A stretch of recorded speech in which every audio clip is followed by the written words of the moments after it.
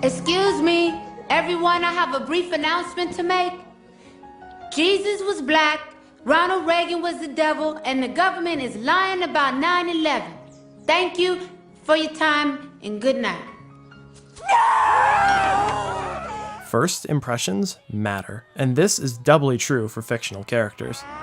The first time that we meet a character usually sets a tone and can carry across the entire movie, book, or whatever, which is what makes Rooster Cogburn's introduction from True Grit so much fun. The Jakes is occupied. Seldom can a scene tell you everything that you need to know about someone, then make you question that information in the same breath. You'll see what I mean. Now, when I say True Grit, I mean the Coen brothers' remake of the 1969 John Wayne classic. The story follows a young girl, Maddie Ross, who, with the aid of an over-the-hill US Marshal, Cogburn, journeys to hunt down the outlaw who shot her father dead. It's a classic tale of frontier justice that the Coens put their usual rubber stamp of purposely hollow perfection on. About Rooster's introduction, though. The first time that we see him, in person, he's being deposed in court. He recounts a run-in with some ne'er-do-wells that ended in a few deaths for the sake of self-defense and doing his duty as a marshal. Simple, right? Well, when the finer details of Rooster's story are scrutinized, we realize that it might not be so simple or heroic after all. Now, on paper, this entire exchange plays out nearly verbatim as it does in the '69 version. However, the Coens' mastery of the camera and the art of the edit is what really makes this worth talking about. So, let's examine it. As our lead Maddie enters the scene, so too does our camera. Rooster's deposition is already in progress and we stay mostly on her. No one but Maddie is properly lit or in focus yet. Even Rooster has some heavy backlight until he starts getting into the nitty-gritty of his story. That's when we shift from Maddie's perspective to his. Now, aside from the occasional reaction shot, we're largely on these two angles. To really drive home Rooster's would-be win of the scene, we're given this slightly melodramatic push-in as he matter-of-factly punctuates his story. When the old man raised the axe, I shot him. Otis lit out and I shot him. This emphasizes Maddie's interest being piqued. In any other movie, we'd be done already.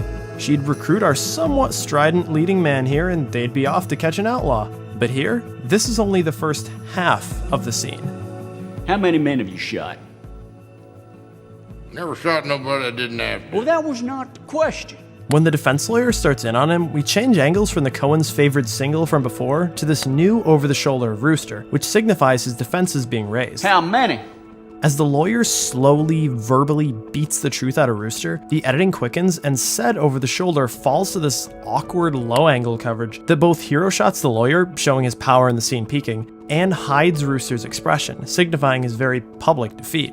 It's absolutely brilliant stuff, but it's Roger Deakins, so what do you expect, really? I do not remember. In just a few short minutes, this scene uses all of the simple powers of this medium to deconstruct the legend of Rooster Cogburn, and with it, the original True Grit. Rooster begins by spinning his yarn to the jury about gunning down reprobates who menace him with king bolts, but ends up sounding like a back-shooting vulture who either can't remember or can't be honest. And this deconstruction of reputation is not unique to Rooster. In fact, it's almost universal among our major players. Tom Chaney, the murderer who's the subject of Maddie's obsessive hunt, is spoken of as a cunning killer who's evaded capture for years and miles, but is instead revealed to be a sniveling, ineloquent liar who can barely be seen to keep his word for 2 minutes. LaBeef, the Texas Ranger independently in pursuit of Chaney, does his share of chest puffing as well, with tall tales that Rooster claims are told by all Texas Rangers. But there's something to take careful note of with this as well. It's not all bluster. Each of these characters exaggerates or are spoken of in an exaggerated way, but that doesn't make certain elements less true. Regardless of how, Chaney did manage to keep ahead of the law for as long as he did. LaBeef does still manage an incredible shot with his Sharps carbine, and Rooster does still ride out dual revolvers drawn at more men than anyone could realistically outgun. One thought that I can't get away from is kind of a meta one. Consider this. What if the John Wayne version of True Grit is the version of events that this Rooster would tell, just like his revised encounter we hear about in his very first scene? Thinking of the two side by side, it makes an awful lot of sense. The same rough series of events occur in roughly the same order. One is simply just softened, made more palatable, and more lion-hearted than the uglier truth of it all. I was not awake when I lost the arm. It's almost as if one is the story that we wish were true, and one is the story that we know is true.